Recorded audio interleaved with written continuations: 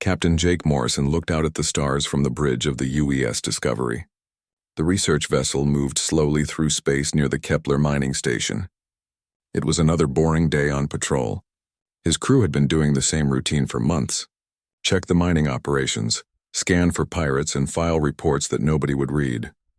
Lisa Carter sat at the pilot controls, tapping her fingers on the console. She was 26 and had been flying ships since she was 18. Danny Rodriguez worked at the engineering station, making sure all systems ran properly. At 24, he could fix anything that broke on a starship. Amy Bell monitored communications from her position near the captain's chair. She was the youngest crew member at 22. Another quiet day in paradise, Lisa said with a yawn. She brushed her brown hair away from her eyes. Jake nodded. He was 32 and had been commanding ships for 8 years. Before that, he served as a pilot and navigator. The Discovery was not the biggest or fastest ship, but it was reliable. The crew of 4 handled most situations without problems. At least the pay is steady, Danny said. He adjusted some settings on his panel. Better than working in the factories back on Earth. Amy suddenly sat up straight. Her headset crackled with static. Captain, I'm getting some strange readings. Jake turned toward her. What kind of readings? Energy signatures, big ones. Coming from Sector 77 Alpha. Amy worked on her controls. I've never seen anything like this before. Lisa checked her navigation display. That's empty space out there.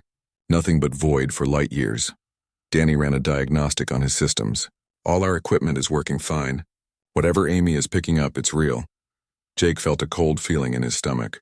In his experience, strange readings in empty space usually meant trouble. Put it on the main screen. The forward display showed the star field ahead of them. At first, everything looked normal. Then Amy enhanced the image. A section of space began to shimmer and twist. Colors that had no name swirled in a growing circle. That's not natural, Lisa whispered. She had seen many things in space, but nothing like this. The shimmer grew larger. Soon it was bigger than a small moon. Energy readings spiked off their sensors. The space around the phenomenon began to bend and warp. It's some kind of wormhole, Danny said. He checked his readings twice to be sure. But who could create something that size? Before anyone could answer, things started coming through. The first shapes were small, about the size of fighter ships. They moved in perfect formation, like insects flying together. More came through every second. Then bigger ones appeared. Some were as large as battleships. Amy, are you getting any signals from those ships? Jake asked. His voice stayed calm, but inside he was worried. Amy worked her controls frantically. Nothing on any frequency. No identification signals, no responses to our hails. She paused. Captain, there are thousands of them now. The alien ships spread out from the wormhole in all directions. They moved with perfect coordination. Each group flew in precise patterns. Jake had never seen anything so organized. Danny, what do our sensors tell us about those ships? Jake asked. Danny studied his displays. They're made of some kind of organic material. Not metal like our ships. And they're big. The largest ones are over 2 miles long. More ships kept coming through the wormhole. Soon there were tens of thousands. They formed into massive fleets that moved toward different star systems. Jake realized with horror that some groups were heading toward human colonies. Lisa, get us out of here now. Jake's training told him to gather information, but his instincts said to run. Lisa fired up the engines. The Discovery began to move away from the alien fleet. But they had been spotted. A group of the smaller ships changed course toward them. They're coming after us, Amy reported. Speed increasing. They'll catch us in 10 minutes. Jake made a quick decision. Amy, send an emergency message to Earth Command. Tell them about the wormhole and the alien ships. Include all our sensor data. Amy's fingers flew over her controls. Sending now, Captain. The alien ships were getting closer. Jake could see them clearly on the screen now. They looked like giant insects with wings and multiple legs. Their hulls pulsed with a sickly green light. Danny, do we have any weapons? Jake asked. Just the mining lasers, Danny replied. They're not meant for fighting. Lisa pushed the engines to maximum power. The Discovery shook as it tried to escape. But the alien ships were faster, much faster. One of the creatures fired something at them. It looked like liquid fire. The shot missed, but barely. Another alien ship fired from a different angle. This time the blast hit their rear shields. Shields down to 60%, Danny reported. I don't think they can take many more hits. Jake watched the tactical display. More alien ships were joining the chase. Soon they would be surrounded. He had to think of something fast. "Lisa, take us into the asteroid field," Jake ordered. "Maybe we can lose them in there." Lisa changed course toward a nearby cluster of rocks. The Discovery dove between the asteroids. The alien ships followed without hesitation. They moved through the dangerous field like it was empty space. Another energy blast hit their port side. The lights flickered.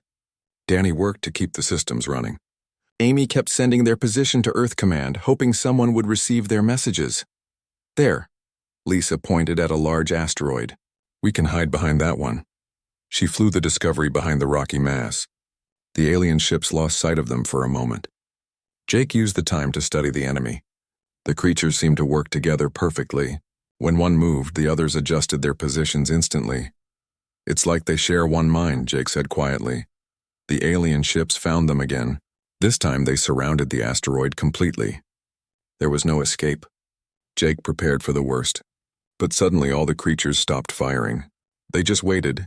Amy checked her instruments. "Captain, I'm reading massive energy buildups throughout the system. Something big is about to happen." On the main screen, they saw flashes of light near the human colonies. Bright explosions appeared where planets used to be. The alien swarm was attacking everything in the star system. "My God," Lisa whispered. "They're destroying entire worlds." The alien ships around them suddenly lost interest in the Discovery. They turned and flew toward other targets. Jake realized the creatures had bigger plans than chasing one small research vessel. Danny managed to get their engines working again. Lisa flew them toward the edge of the system as fast as possible. Behind them, the alien swarm continued its work of destruction. In just a few hours, 3 human colonies were gone. Millions of people had died. As they reached the jump point to hyperspace, Amy received a reply to their messages. It was from Admiral Katie Sullivan at Earth Command. Her voice was tense. "Discovery, we received your report. Return to Earth immediately.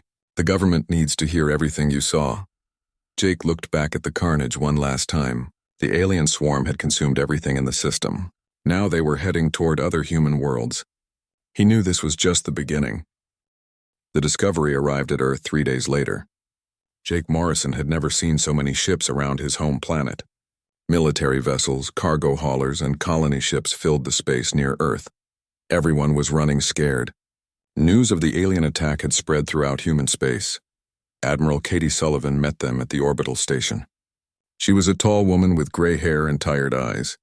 Next to her stood Defense Minister Greg Thompson, a heavy man who looked worried. Jake and his crew followed them to a briefing room filled with military officers and government officials. "Tell us everything you saw," Admiral Sullivan said. She activated a recorder. "Leave out nothing." Jake described the wormhole, the alien ships, and the destruction of the colonies. Amy shared the sensor data they had collected. Danny explained what he learned about the creature's technology. Lisa showed the flight patterns the aliens used. Defense Minister Thompson shook his head. "How many ships did you estimate?" "At least 100,000 came through the wormhole," Jake replied. "Maybe more. They kept coming even after we left." Dr. Helen Brooks, Earth's leading expert on alien life, studied the data. She was a thin woman with short black hair. "These creatures are unlike anything we've encountered. Their ships are grown, not built. They use biological technology." Dr. Tony Miller, a physicist from the Mars Research Institute, looked at the energy readings. The coordination between their ships suggests some form of shared consciousness. A hive mind, perhaps. Admiral Sullivan called for reports from other sectors. The news was bad. The alien swarm had attacked 6 more human systems. All the colonies were gone. The military fleet sent to defend them had been destroyed without slowing the enemy down. Commander Bill Hayes entered the briefing room. His uniform was torn and burned. He was the only survivor from the 3rd Fleet. "They came at us like a wave," he said. "Our weapons barely scratched their hulls. They adapted to everything we threw at them." Jake watched the faces around the table grow pale. These were the best military minds in human space, and they looked defeated already. "What about our alien allies?" Thompson asked. "Surely they'll help us fight this threat." Admiral Sullivan activated the communication system. Messages from across the galaxy appeared on the screens. Jake read them with growing horror. The Zenthari Empire, humanity's strongest ally, had sent a brief message. "The swarm has reached our territory. We cannot assist. Save yourselves. The Corvin Collective, known for their advanced technology, had evacuated their entire homeworld. We are retreating to the Outer Rim. Recommend you do the same. Species after species reported the same thing. The alien swarm was everywhere. Civilizations that had existed for thousands of years were fleeing or being destroyed. Dr. Brooks stood up. We need to understand what we're fighting. These creatures must have weaknesses. Every weapon we've tried has failed, Commander Hayes said. Energy weapons, projectiles, even nuclear missiles. They just absorb the damage and keep coming. Dr. Miller pulled up the sensor data on his tablet. Look at this. Their ships changed structure after being attacked. They're evolving in real time. Jake felt sick. How could humanity fight an enemy that adapted to every weapon? Colonel Steve Parker entered the briefing room. He was a Marine officer with scars on his face and arms. I've been coordinating the civilian evacuations. We have refugee ships coming from 12 systems. They're all telling the same story. What story? Admiral Sullivan asked. The aliens don't just destroy. They consume. Everything. The planets, the moons, even the asteroids. They strip entire star systems clean. Dr. Brooks sat down heavily. They're harvesting resources on a galactic scale. But why? For the next hour, reports kept coming in. The alien swarm was moving toward the core systems of human space. They would reach the inner colonies in weeks. Earth itself would be attacked within a month. Jake found himself assigned to work with Dr. Brooks and Dr. Miller. They needed more information about the enemy. The Discovery would be refitted with better sensors and sent on reconnaissance missions. This is suicide, Lisa said when she heard the plan. We barely escaped last time. Danny nodded. Those things nearly killed us. Now you want us to go back? Jake understood their fear. But someone had to gather intelligence. The human race is depending on us. We're the only ones who've seen these creatures up close and survived.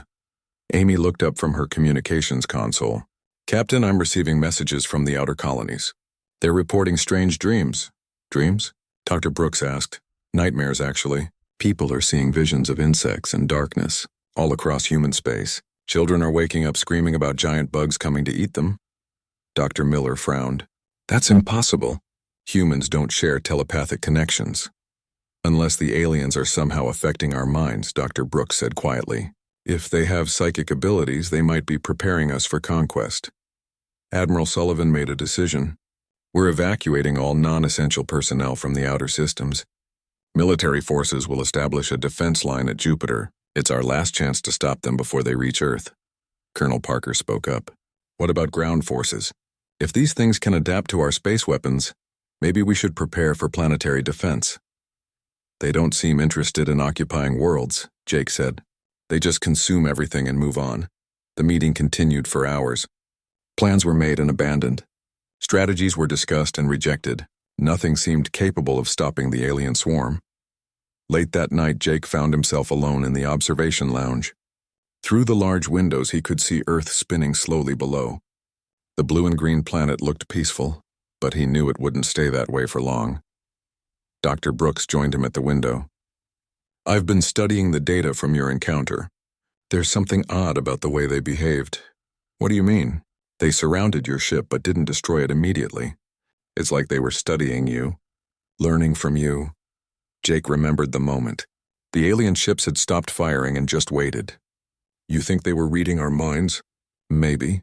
Or analyzing our technology. Our tactics, our weaknesses. Amy appeared beside them. She looked tired and scared. Captain, I've been monitoring communications across human space. The dreams are getting worse. People are reporting visions of Earth being consumed by the swarm. Dr. Brooks turned to Jake. We need to know more about these creatures. Their motivations, their origins, their goals. Without that information, we're just guessing. Jake nodded. The Discovery would be ready to launch in 2 days. His crew would once again face the alien swarm. This time they had to bring back answers. Outside the station, more refugee ships arrived. Families fleeing from destroyed worlds. Children who would never see their homes again. Jake watched them dock and realized the true scope of the disaster. Humanity was being driven back to its birth world. Soon they would have nowhere left to run. Colonel Parker joined them at the window. The Marines are ready to fight. But we need something to fight with. Our weapons are useless against them. There has to be a way, Dr. Miller said. He had arrived quietly. Every species has weaknesses. Even these creatures. Jake looked at the scientist. You have an idea? Maybe, but we'll need more data. Your reconnaissance mission is more important than anyone realizes. The survival of humanity might depend on what you discover out there. The group stood in silence, watching the stars. Somewhere in that darkness, the alien swarm was coming. Earth's last defenders were preparing for a battle they didn't know how to fight. Time was running out. 2 weeks had passed since the Discovery's return to Earth. The alien swarm was now only days away from the inner colonies. Jake Morrison stood on the bridge of his newly upgraded ship, watching the massive construction effort around Saturn. Thousands of workers labored to build the Titan defense line, humanity's last hope. Admiral Katie Sullivan had authorized every available resource for the project. Weapons platforms, missile batteries, and energy shields surrounded Saturn's moons. The largest fleet in human history assembled behind the defensive line. But everyone knew it wouldn't be enough. Captain, we're receiving final mission briefings, Amy Bell reported. Her voice was steady, but Jake could see fear in her eyes. The plan was desperate. While the main fleet prepared for battle, the Discovery would attempt to infiltrate a swarm hive ship. Dr. Helen Brooks had identified what might be command structures in the alien vessels. If they could gather intelligence about how the creatures operated, maybe humanity could find a weakness. Colonel Steve Parker joined Jake's crew for the mission. The Marine officer brought specialized equipment and a squad of his best soldiers. Dr. Brooks also came aboard, along with her portable laboratory. This is insane, Lisa Carter said as she prepared the ship for departure. We're going to fly right into the middle of their fleet. Danny Rodriguez worked on the new stealth systems installed during the refit. The engineers say these modifications should hide us from their sensors. Should being the key word. Dr. Brooks checked her equipment one final time. The biological samples we collected from the previous encounter show interesting properties. These creatures might not detect us if we can mask our life signs properly. Colonel Parker reviewed tactical data with his Marines. If we get inside one of their ships, we need to move fast. Get the information and get out before they realize we're there. Jake studied the mission profile. The swarm was approaching the Vega system, where human colonies were evacuating. A small group of hive ships had separated from the main fleet. It was their target. Dr. Brooks, what exactly are we looking for in there? Jake asked. Command nodes, communication systems, anything that shows how they coordinate their attacks. The hive mind must have some kind of central processing system. Amy monitored communications from across human space. The news was uniformly bad. The Centauri colonies had gone silent. The mining stations in the Sirius system were being evacuated. Humanity was running out of places to retreat. The Discovery launched from the Saturn shipyards under cover of darkness. They flew toward the Vega system using a roundabout route through empty space. The journey took 3 days. During that time, Jake watched his crew prepare for what might be their final mission. Lisa practiced emergency maneuvers in the ship's simulator. She had to be ready to escape from any situation. Danny ran diagnostics on every system multiple times. A single malfunction could doom them all. Amy studied the alien communication frequencies they had recorded. Colonel Parker drilled his Marines in close-quarters combat. Dr. Brooks spent her time analyzing the biological samples. These organisms are incredibly sophisticated, she told Jake. Their cellular structure can change instantly. No wonder they adapt so quickly to our weapons. On the 3rd day, they reached the edge of the Vega system. The alien hive ships were there, just as intelligence had predicted. 3 massive vessels hung in space like dark clouds. Each one was over 3 miles long and pulsed with organic light. My God, Lisa whispered. They're even bigger than I remembered. Jake studied the creatures through the ship's sensors. The hive ships had extended long tentacles that were stripping material from nearby asteroids. They were feeding, consuming everything they could reach. Danny, are the stealth systems working? So far, so good. We're invisible to their scans. Colonel Parker pointed to the smallest hive ship. That one's isolated from the others. If we're going to try this, that's our target. Dr. Brooks nodded. The biological readings show heavy activity inside. There must be important systems in there. Jake made the decision. Lisa, take us in. Nice and slow. The Discovery approached the alien vessel carefully. Up close, the hive ship was even more terrifying. Its hull rippled with movement. Organic passages and chambers were visible through translucent sections. The whole thing seemed alive. There, Dr. Brooks pointed to a large opening on the ship's underside. That looks like a docking bay. Lisa maneuvered the Discovery toward the opening. As they got closer, the aperture began to expand like a mouth opening to swallow them. The ship passed through a membrane that sealed behind them. Inside the hive ship was a nightmare of organic technology. The walls pulsed with veins carrying glowing fluid. Strange sounds echoed through the passages. The air itself seemed to move with purpose. "Atmosphere is breathable," Danny reported, "but the oxygen content is higher than Earth normal, and there are trace chemicals I can't identify." Colonel Parker and his Marines prepared their equipment. They wore sealed suits to protect against unknown toxins. Dr. Brooks activated her portable sensors, recording everything. "Life signs are everywhere," she said. "The entire ship is one giant organism. But there are concentrated areas of activity deeper inside." Jake suited up to join the landing party. Lisa and Amy would stay with the ship, ready for immediate departure. Danny would monitor their progress from the engineering station. The group left the Discovery and entered the alien vessel. The passages were wide enough for humans to walk upright, but the floor felt soft and yielding under their feet. Bioluminescent panels provided dim light. "This way," Dr. Brooks said, following her sensor readings. "The highest concentration of neural activity is toward the center of the ship." They moved through corridors that seemed to shift and change. The walls occasionally contracted, forcing them to wait before continuing. Strange creatures scurried past them in the darkness, but none seemed threatening. After 20 minutes of walking, they reached a large chamber. In the center was a structure that looked like a giant brain. Thousands of nerve fibers connected it to the ship's walls. The whole thing pulsed with rhythmic light. "That's it," Dr. Brooks whispered. "The command center." Colonel Parker positioned his Marines around the chamber while Dr. Brooks began her scans. The readings were incredible. The brain structure was processing millions of data streams simultaneously. Information from across the galaxy flowed through its neural networks. "Jake, you need to see this," Dr. Brooks called. She had connected her equipment to the alien system. "This isn't just controlling one ship. It's connected to the entire swarm." On her display, Jake could see a map of the galaxy. Red points of light showed swarm positions across hundreds of star systems. The creatures had spread farther than anyone imagined. "Look at this," Dr. Brooks continued. She had accessed deeper data files. "They're not just randomly consuming civilizations. They're looking for something specific." The display showed detailed scans of planetary systems. The aliens were searching for deposits of a particular crystalline material. Most of the consumed worlds had large quantities of it. "What is that stuff?" Jake asked. "According to their data, it's essential for maintaining long-range hive-mind connections. Without it, they can't coordinate across interstellar distances." Dr. Brooks paused, her face growing pale. "Jake, Earth has the largest known deposit of this crystal in the galaxy. That explained why the swarm was heading toward Earth. They needed the crystal to maintain their galactic empire. If they could get it, their expansion would be unstoppable." "There's more," Dr. Brooks said. "The crystal can be weaponized. If we can create a quantum disruption field using our own deposits, we might be able to break their hive-mind connection."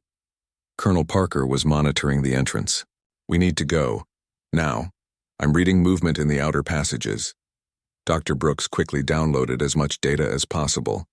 The alien brain seemed to notice their presence. Its pulsing increased and alarms began to sound throughout the ship. "Run," Jake ordered. The group raced back through the passages. Behind them, the ship was coming alive. Creatures emerged from hidden chambers. The walls began to close, trying to trap the intruders. Colonel Parker's Marines provided covering fire as they retreated. Their weapons were more effective in the confined space, but there were too many enemies. Strange insectoid warriors with razor-sharp claws pursued them through the corridors. They reached the Discovery just as the docking bay began to seal. Lisa had the engines running. The moment everyone was aboard, she launched the ship out of the alien vessel. "They're following us," Amy reported. "Dozens of fighter craft." Lisa pushed the engines to maximum. The Discovery raced away from the hive ships. Behind them, the entire swarm was mobilizing. They had been discovered. Energy blasts filled space around them. The alien fighters were fast and agile. One shot hit their rear shields, causing alarms to sound throughout the ship. "Jump coordinates locked in," Danny announced. "Ready for hyperspace." "Do it," Jake ordered. The Discovery vanished into hyperspace just as more alien ships arrived. They had escaped, but barely. More importantly, they had the information humanity needed to fight back. Dr. Brooks was already analyzing the data they had stolen. If we can build quantum disruption devices using Earth's crystal deposits, we might have a chance. But we'll need time to construct them. The Discovery arrived at the Titan defense line, just as the alien swarm entered the outer solar system. Jake Morrison watched from the bridge as the largest fleet in human history prepared for battle. Over 2,000 ships of every size and class formed defensive formations around Saturn's moons. Admiral Katie Sullivan commanded the fleet from the massive battleship UES Defiance. Captain Alex Turner led 300 fighter squadrons from the carrier UES Liberty. Commander Lisa Wells coordinated the weapon platforms and missile batteries scattered throughout the system. Dr. Brooks, how long until the quantum disruption device is ready? Jake asked. The scientist was working frantically with her team in the ship's laboratory. At least 6 hours. We need to calibrate the crystal resonance frequencies perfectly, or it won't work. Colonel Steve Parker studied the tactical displays. We don't have 6 hours. The swarm will be here in 2. Through the viewports, Jake could see the enemy approaching. The alien fleet stretched across millions of miles of space. Countless hive ships moved in perfect formation, surrounded by clouds of smaller vessels. It was the largest military force ever assembled in the galaxy. All ships, this is Admiral Sullivan, came the voice over the communication system. Today we fight for the survival of our species. Every man and woman in this fleet is humanity's last hope.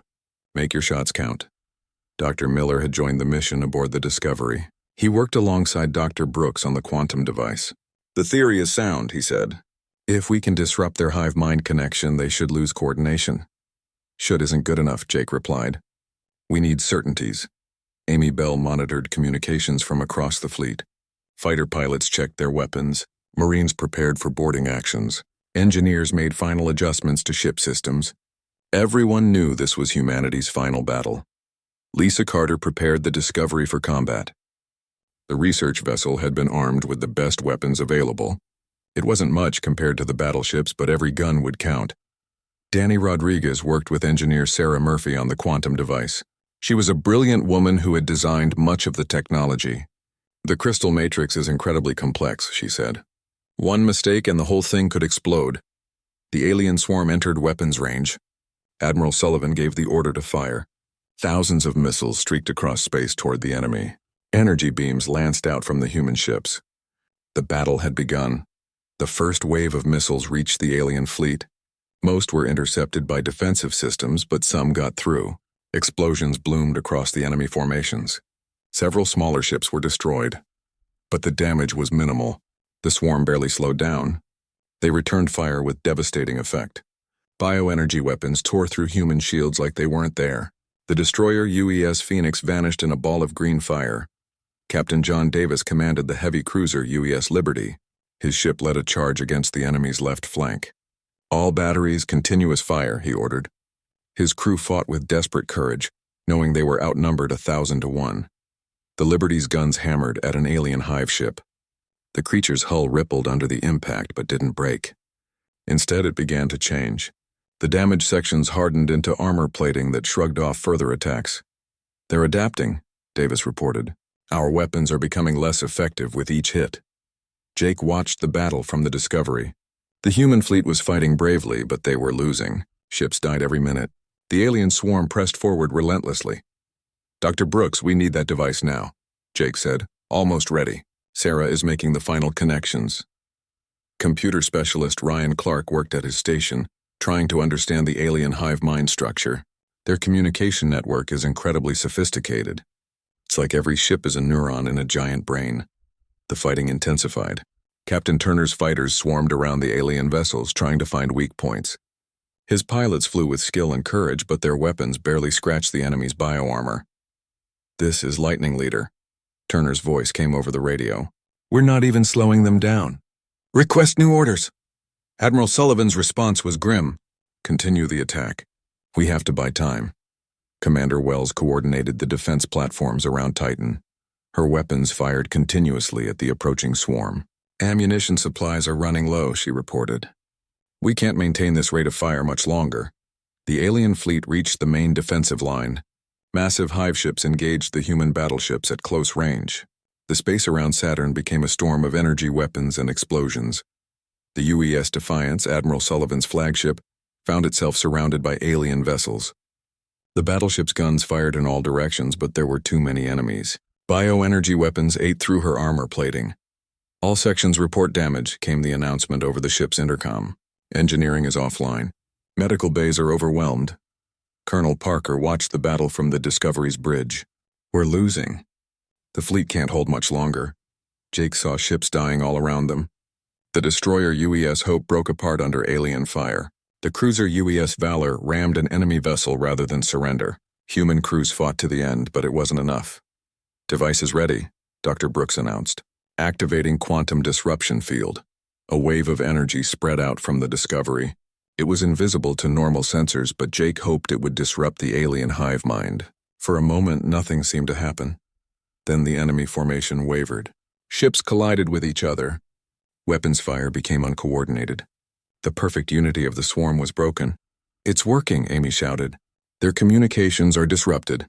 Human forces pressed their advantage. With the aliens confused, the fleet's weapons finally began to have effect. Several hive ships were destroyed in the first few minutes, but the victory was short-lived. The alien swarm began to adapt to the disruption. Their biotechnology evolved countermeasures. Within an hour, they were coordinated again. The device is losing effectiveness, Dr. Miller reported. They're developing immunity to the quantum field. Jake felt despair creep into his heart. Their best weapon was failing. Around them, the human fleet continued to shrink. Half the ships were already destroyed or disabled. Captain Davis led the Liberty in a final charge against the enemy command ship. If we can't win, we'll make them remember us, he said. His vessel rammed the alien hive ship at full speed. Both ships exploded in a massive fireball. Admiral Sullivan's voice came over the fleet communications. All ships, this is command. Prepare for final orders. Jake knew what that meant. The fleet was finished. Earth's last defense was about to be destroyed. He looked at his crew. They had fought bravely, but it wasn't enough. Captain, Amy said quietly, I'm receiving reports from across the human fleet. Ship after ship is reporting the same thing. What? They're not giving up. Even with the disruption device failing, they're still fighting. Captain Murphy on the Ranger says her crew refuses to surrender. Commander Banks on the Fury is leading a boarding action against an alien ship. Jake looked out at the battle. Despite the overwhelming odds, human ships continued to fight. They used tactics that made no sense. They took risks no rational military would attempt. They fought with a stubborn determination that defied logic. Sir? Danny called from his station. The alien formation is showing stress patterns. Their coordination is breaking down, but not from our quantum device. Dr. Brooks looked up from her instruments. That's impossible. What else could be affecting them? Ryan Clark studied the data flowing across his screens. I think I know. The aliens are having trouble processing our battle tactics. We're not fighting the way they expect. Jake understood. The hive mind was designed for perfect coordination and logical strategy. But humans didn't fight that way. They fought with emotion, desperation, and individual creativity. The alien consciousness couldn't comprehend it. All ships, Jake said into his communicator. This is Captain Morrison. I think we found their weakness. They can't handle chaos. Everyone needs to fight unpredictably. Break formation. Ignore standard tactics. Be human. Across the fleet, captains began to understand. Instead of coordinated attacks, they launched random assaults. Fighter pilots performed impossible maneuvers. Marines attempted boarding actions that violated all military doctrine. The effect on the alien swarm was immediate. Their perfect formations began to crumble as the hive mind struggled to process the chaotic human behavior. Jake Morrison watched as the alien swarm began to falter. The perfect coordination that had made them unstoppable was breaking down.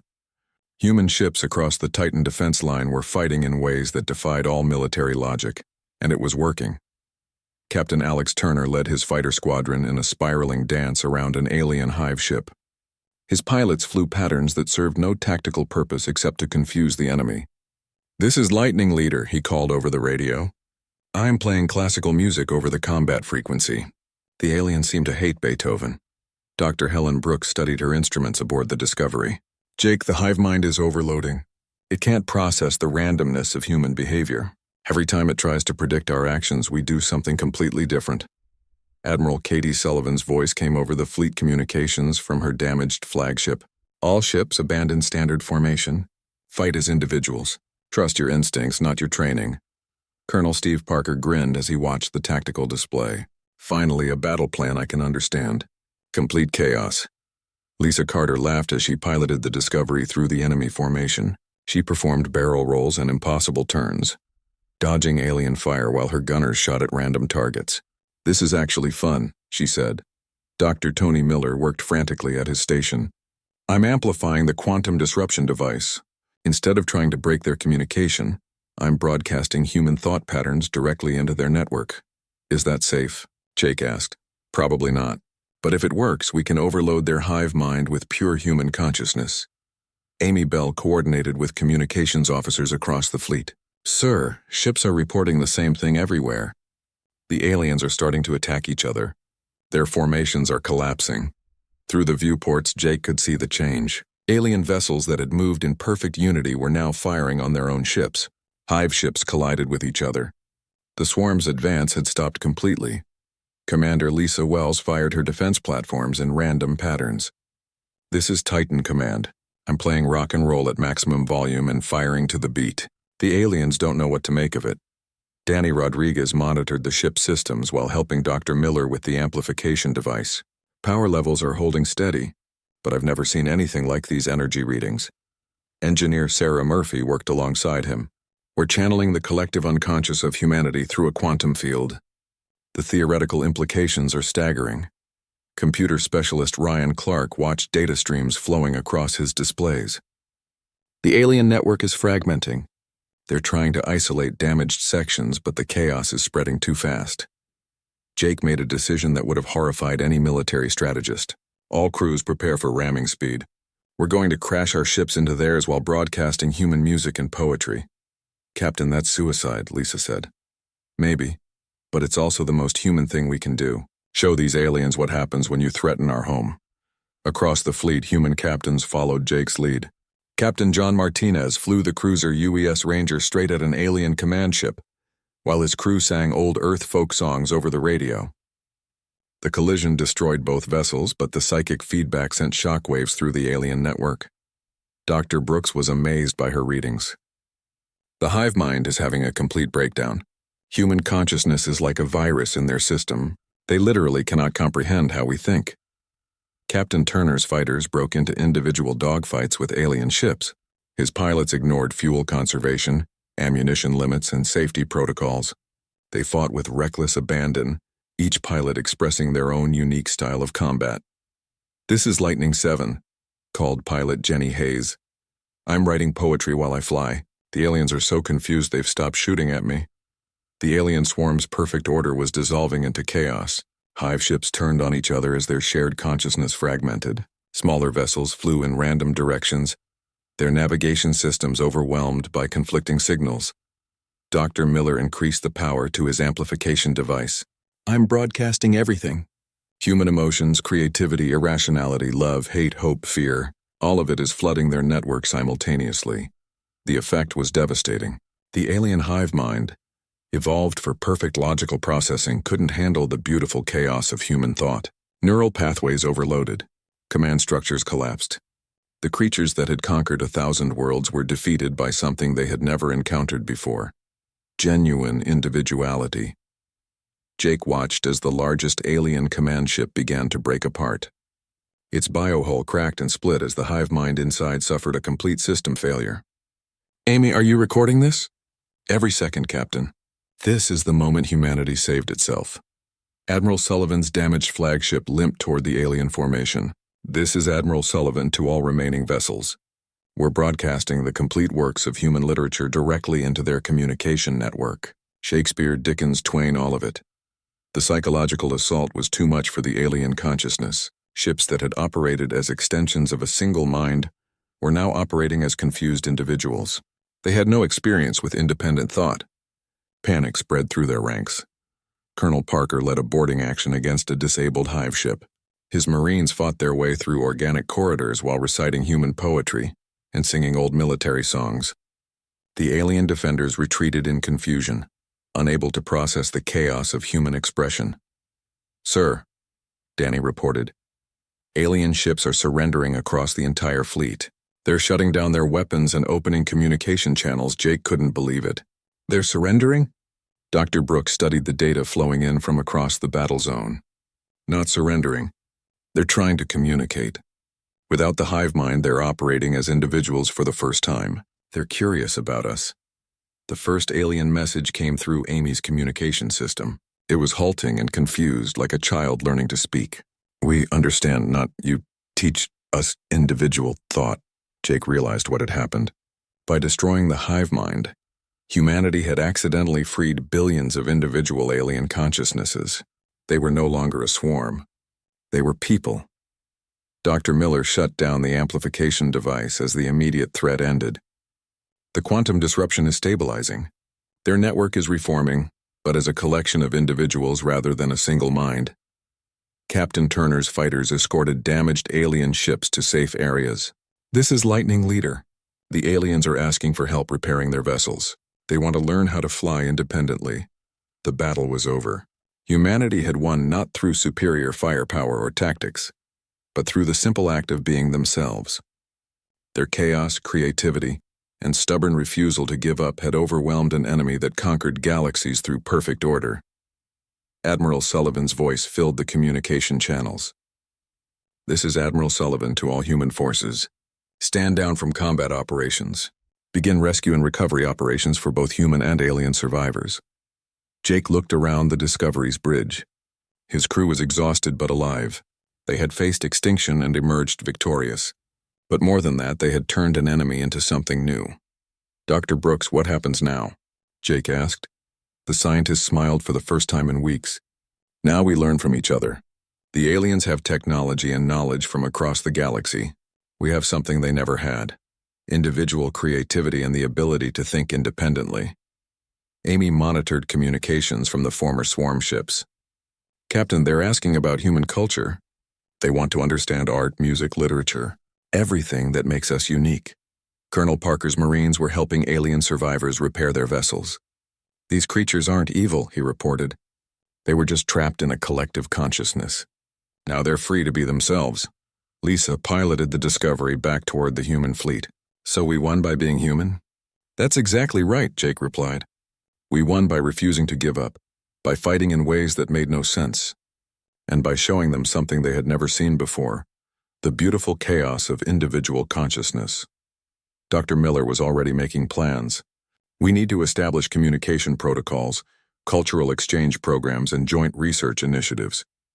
This could be the beginning of a new age for both species.